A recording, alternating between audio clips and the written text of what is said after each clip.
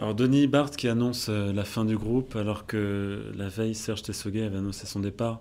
On peut dire que les éléments étaient un peu déjà en place pour cette annonce. C'est pas vraiment une surprise dans le sens où depuis l'incarcération de Bertrand Cantat, on se disait qu'il serait très difficile au groupe de continuer comme si de rien n'était. À part les deux titres qui avaient été diffusés sur leur site officiel en 2008, dont une reprise d'ailleurs du Temps des Cerises, le groupe n'avait rien produit. On sait qu'ils étaient en studio à essayer d'enregistrer un album dont la date de sortie n'était pas du tout annoncée. On sait que Bertrand Cantat avait beaucoup de mal à écrire des textes suite à ce qui s'était passé dans sa vie, et on peut comprendre pourquoi. À part les deux apparitions sur scène de Cantat aux côtés d'Eiffel le mois dernier, il n'y avait pas eu grande trace d'activité du côté Noir Désir, donc on peut dire que c'était à prévoir. Peut-être pas en ces termes-là et peut-être pas maintenant, mais c'est pas vraiment une surprise.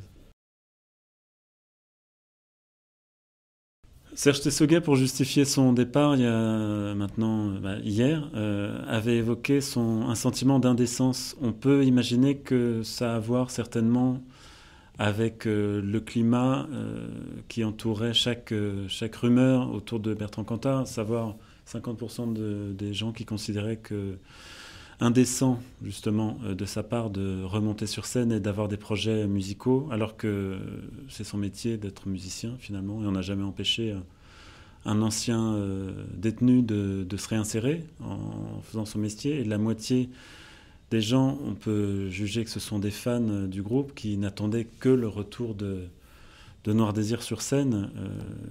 Voilà, j'imagine que ça a été très compliqué pour les autres membres du groupe les dernières années.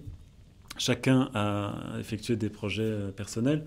Serge Tessoguet n'avait pas attendu la mise en arrêt du groupe pour multiplier les projets. Le batteur et le bassiste avaient de leur part monté une formation qui s'est baptisée Les Hyènes. Je pense qu'il va essayer d'une manière ou d'une autre de refaire de la musique. Maintenant, est-ce que ce sera pas pire de se présenter sous son seul nom? Est-ce qu'il va pas être encore plus stigmatisé que la marque Noir Désir? Est-ce qu'il va rejoindre le groupe Eiffel à plein temps, qui sont ses amis?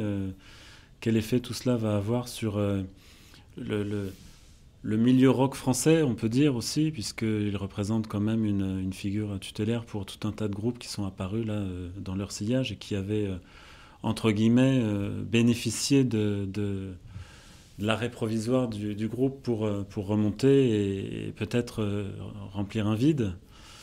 On ne sait pas très bien.